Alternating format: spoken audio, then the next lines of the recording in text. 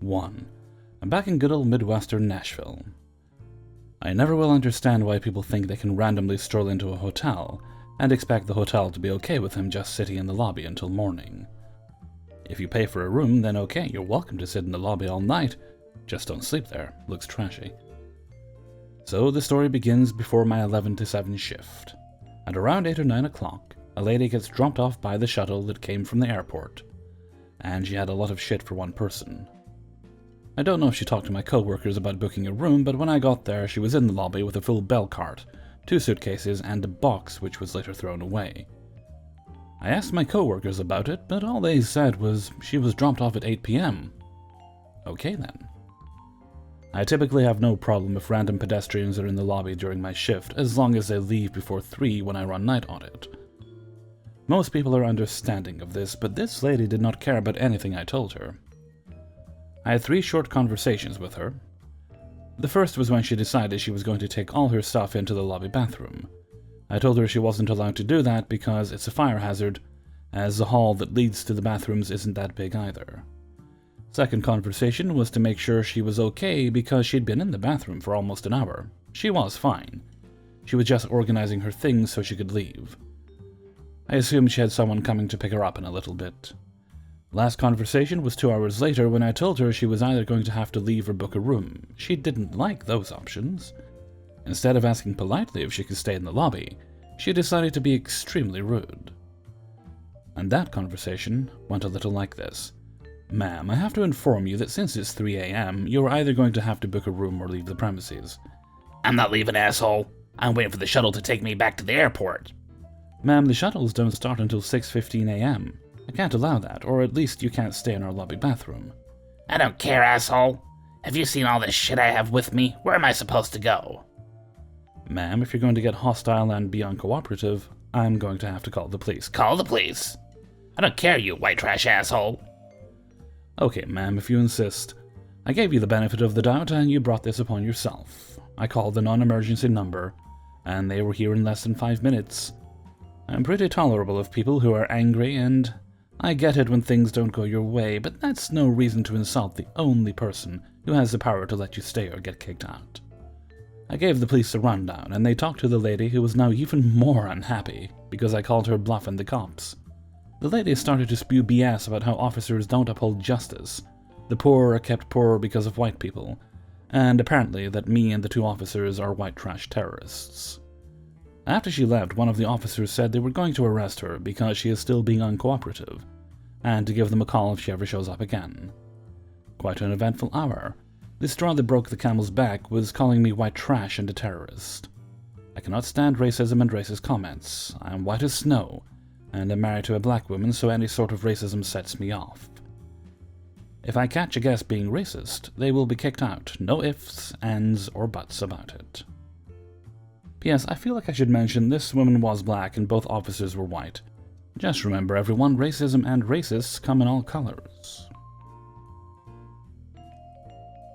2. Hello, my wonderful front desk agents and front desk enthusiasts. This happened to me just yesterday at the brand new hotel I'm working at. To start, I'll give a bit of context.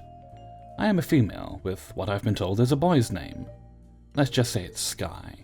The issue is, I've literally never met or even heard of someone that has the same name as me. I'll also mention I'm working at a hotel located in a city dominated by another brand. We also just opened a few months ago, so often when people stay with us, they tend to compare us to the other brand. Hello, thank you for calling Sparkle Hotels. My name is Sky. How may I help you? Hi. Are you actually at the front desk? Because I want to speak to someone on property. Yes, ma'am. I'm here. How may I help you? I wanted to book a reservation for my son and daughter-in-law tonight. Okay, absolutely. No problem. Were you looking to book just for the night? Yes. You see, I just want to hear your prices. I usually stay with glitterati hotels, but I didn't like the front desk person's attitude, so I'm looking for a new hotel. Maybe you guys might be it. Okay, well, let's see what we've got here. Were you looking for just a king bed for tonight? Of course, they're married. They're not going to sleep on separate beds. Okay, I was just checking. It looks like, and I give her the price for the king bed. That does not include breakfast. Okay, can I just give you a card number to have him check in? Actually, it's company policy to fill out a credit card authorization form in order for us to use the card for someone other than the listed cardholder. If you give me a good email address, I can send it to you. No, absolutely not. I'm not doing that. I'm at a complete loss at this point. Well, it's company policy, and I unfortunately can't run your card for another guest without the form or your signature. Can I come in and book a reservation then? Yes, as long as we're able to swipe your card and have you sign for the room, we don't need the form. Great, then I'll be in. Perfect. If you come in before 3 p.m., I'll be the one you're dealing with. Great, what was your name? Sky, S-K-Y, and I work at the front desk. Wait, Sky? Not Skylar? That's correct. How do you spell that? S-K-Y, like Skylar, but without the L-E-R. And you're a girl? Yes, ma'am, I am. But that's the boy's name, and you're spelling it wrong. I'll be sure to let my parents know. Have a nice day. 3. Disclaimer. I am not a mental health professional, or any type of medical professional. So I am not trying to be rude or make fun of people with mental issues. I'm just trying to convey everything in the most understandable way. The hotel where I work also manages an RV park. We have a mid-20s female who has, in her mother's terms, mental issues staying there. Mom owns the RV, lives nearby, and is paying for her daughter to stay here. The few times I have seen daughter, she seems really out of it and spacey. I don't know if she's a drug user or if it's part of her issues. She can't form coherent sentences, she can't follow simple instructions, she just stares at you like you have 3 heads or something. The mother has been coming to the hotel at least 3 times a day for over a week now, to demand we watch her RV on our security cameras at all times because people have been coming to the RV and drugging or robbing the daughter. From what some of the daughter's neighbors have told us, the daughter has invited these people in and hangs out with them all the time. Her mother had the police out here a few days ago, and when they left came in to tell me she trespassed the people responsible for robbing her daughter. Yet the police never came in to speak with us directly, which they would have done if an official trespass order had been made. Also, since the mother is a third party, she has no standing to trespass anyone from our property. Last night, she came in around 7:30 p.m. to yell at me for not doing my job and watching her daughter. Apparently on Sunday night, someone was jiggling the RV's door handle, trying to get in, and the daughter was scared. I asked her if her daughter had called the police, and she said, "The last time they broke in and drugged her, they stole her phone." She went on to tell me these people are bad criminals, as opposed to the good type of criminals who have guns and the police know who they are and are actively looking for them. Here's a crazy thought. Have the police hide in here and they can nab them when they come by, since you claim they're here every night. I told her that we, the front desk agents, could not sit and watch the security cameras at all times, and she said, "You can and you will. It's your job to ensure my daughter's safety." She walked away, long enough for me to help a guest that walked in. She came back and started up again about how her daughter isn't safe, we need to take care of her, etc. Well, the guest I was checking in turned to her and asked her if everything was okay. And this nutjob launches into the whole story. To a complete stranger. That daughter is here and has mental issues and is all alone and has so much money in her RV. I had to literally bite my tongue to keep from saying, "Do you think telling random strangers that is a good idea? I mean, Jesus fucking Christ." At 11 p.m., just as I was filling my night auditor in and all the goings-on, she called. Since he was counting the drawer, I answered it, and it was the mother again. She said she was sitting in the RV park and would be there until 11:30 p.m. After that time, we were to watch the security cameras. I informed her that I would pass that on to Night Audit, and if he had time, he would check the cameras. She lost it, and through what I could tell with gritty teeth, spit out, "He better make time!" I came in today for a 3 to 11, and co-worker informs me she had been in the office 3 times, ranting and raving about how we have to do this, that, and some other crap. Co-worker flat out told her that it is not our job to babysit her grown child. We both spoke to the GM, and he said the official answer to give her is that we cannot and will not watch over her daughter. He said he is trying to find a valid reason to evict, but being an overbearing idiot isn't a valid reason. If she's so damn worried about her, make her ass come with you, put her in an assisted living home, buy her a cheap cell phone so she can call 911 if she needs to, or hire a bodyguard to shadow her 24/7, but please, don't expect a group of hotel workers to be personal security or caregivers. Thank you for listening, and if you need anything clearing up, please let me know. 4. For context, I work 8 to 2 at Nation Inn and 3 to 11 at Sunshine Inn on Friday, Saturday, and Sunday. Day 1. I arrive in the aftermath of a blizzard at the Nation Inn. Immediately, I have to deal with a variety of problems. Sliding front door is broken, fire alarms are going off because the alarm system is broken, and there were half a dozen noise complaints about New Year's Eve partygoers from the hotel. I end up having to evict some of these partygoers and required police assistance for one. The hotel is out of breakfast items to give out, as well as coffee creamer, leading to me being verbally abused for the entirety of my shift. Some kids then broke the juice machine, which resulted in me cleaning up a huge mess, getting wet and sticky in freezing weather. Our maids also called in because of the storm, so no housekeeping, and I had 30 departures. Not the most stressful shift, but certainly a bad start to the new year and my weekend. I go to the Sunshine Inn after changing clothes, and I have a relatively quiet shift, save for having to deal with some vagrants who snuck into the building, and an annoying guest who kept wanting to print things. I also did have to refuse service to a previously banned guest who was unhappy and screaming. This was the first day, but it's the second day that really kicks. Day 2.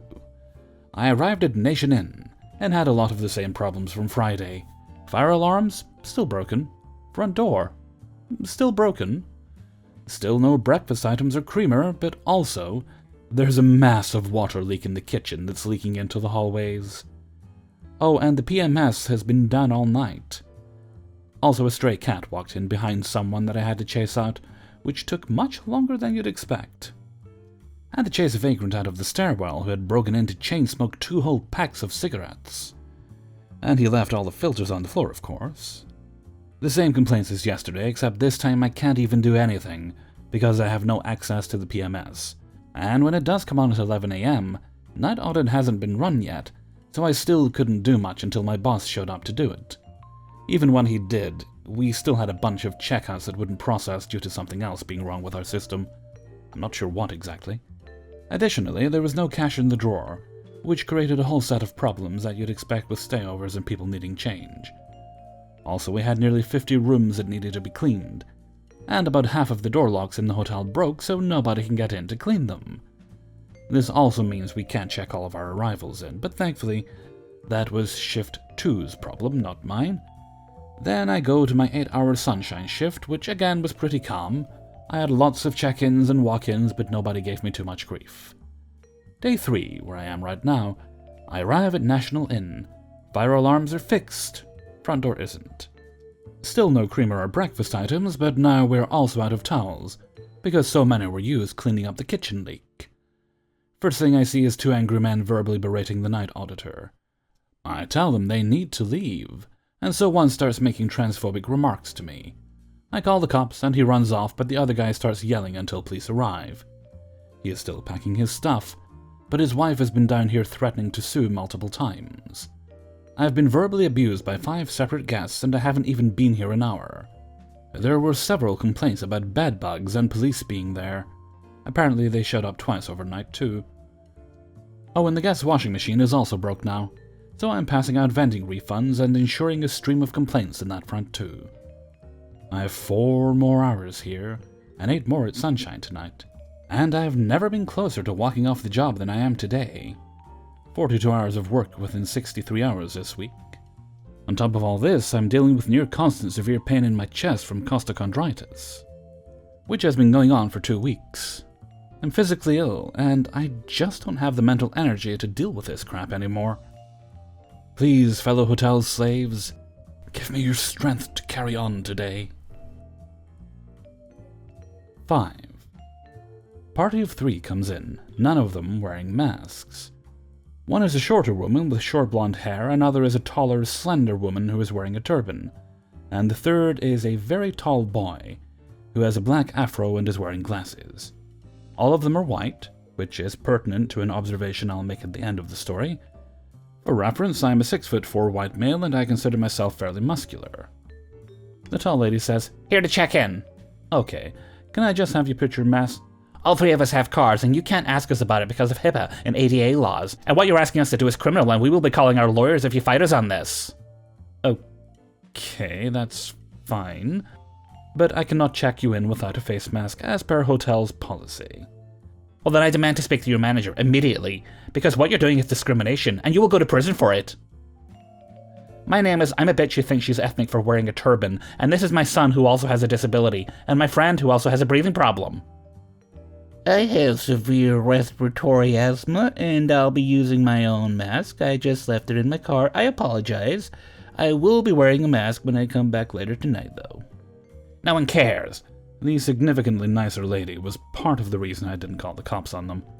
I just need to speak with your manager immediately and tell them they will be getting a discriminatory lawsuit tomorrow morning. The lady's son then says, I'll take a mask. I don't really have a condition, so I'm fine. Shut your damn mouth, you ass! Mom, you're fine too. Just wear a mask so we can go up to the room. He puts the mask on. Perfect, so I can check him in. He is 15. You will contact your manager this instant. This is the third time I've had to demand this, and you will be going to prison for life for this. I'm calling my lawyer while I'm using your bathroom. So she left to go use her bathroom, presumably she had to because she was talking so much shit, and chatted with her friend, who was just lovely for a bit. Her friend never did apologize, but was genuinely very kind and pleasant to talk to. After about 30 minutes, the problem came back, saying that she had discussed it with her lawyer, and that I would personally be held liable for the emotional damage done to her and her son today. It was at this point I told her she needed to calm down or get out of the hotel. The next conversation between my assistant general manager and her, and they basically told me to fuck off, and that I had offended her to the highest degree, to give her a free upgrade, that they would be comping the room, and that they would be throwing in a Visa gift card. They also said that I had to shut up about the masks, that she was 100% in the right, and there wasn't a thing I could do about it. I had a co-worker who was there for the whole thing, and since the conversation between my managers and the guests was on speaker, she heard all of that too.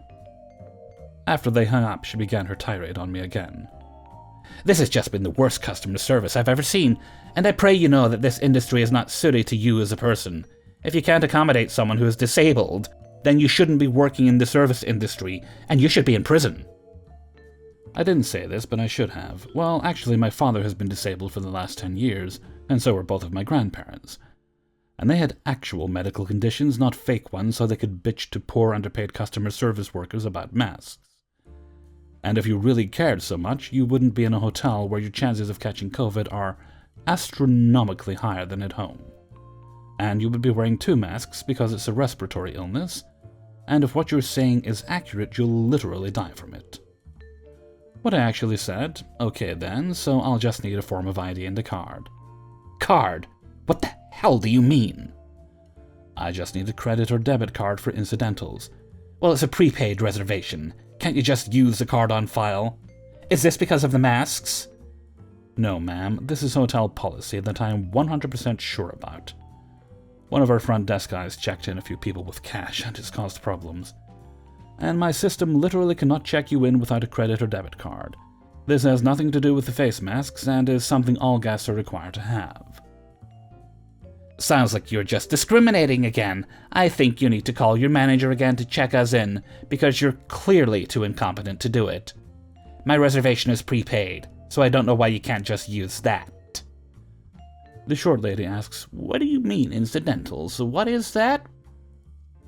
It's just in case you charge anything to the room, it'll be refunded to you at checkout. It's a small $25 fee, and it's just something all hotels have.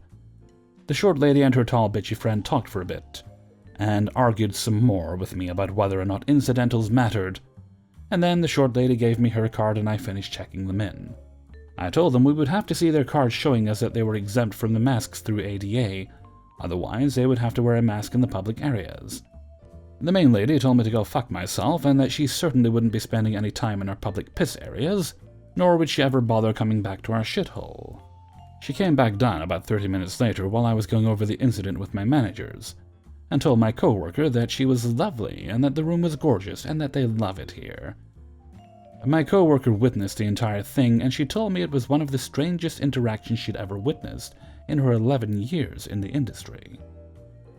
She also thought it was deplorable how our managers turned on me like that, and we're both discussing moving to the hotel across the street after today. Also, I almost forgot to mention the observation about why it matters that she's white. In my time in this industry, I've noticed that I've only ever been yelled at by other white people. I've never once been screamed at by a black person or an Asian person or a gay person. And I just think that's incredibly interesting.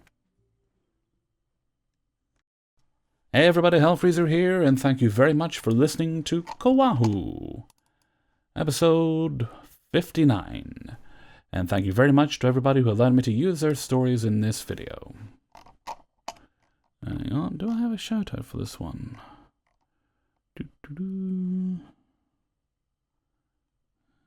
No, I don't know for that one. Okay, right, going to be trying something a little bit different with the outros, just for a couple of weeks to see if it makes a difference. Here we go, right. If you enjoyed the video, then hit the like button, or lick the like button, whichever gets a response that makes it go boop, and leave a comment. And if you really want to see more videos, hit subscribe too. And maybe turn on that notification bell. And if you didn't like the video, hit the dislike button, that's what it's there for. Maybe even leave a comment too about why you disliked it. It seems that YouTube, in order to recommend a video to more people, requires that the people that do watch it engage as much as they can. So likes, comments, that's all helpful. Dislikes, again, that's actually helpful too. I haven't really done this previously beyond the occasional request, because it really annoys me when I'm trying to watch a YouTuber's video and they do this at the start of the video.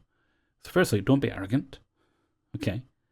Don't presume that and don't tell me, don't forget to subscribe, as if it's the most obvious natural thing in the world. I would like people to subscribe, but I don't assume they haven't done it because they're forgetful. Okay. So I'm going to save it for the outros, where I save most of my ramblings for. Right, and with that, I'm going to head off for now.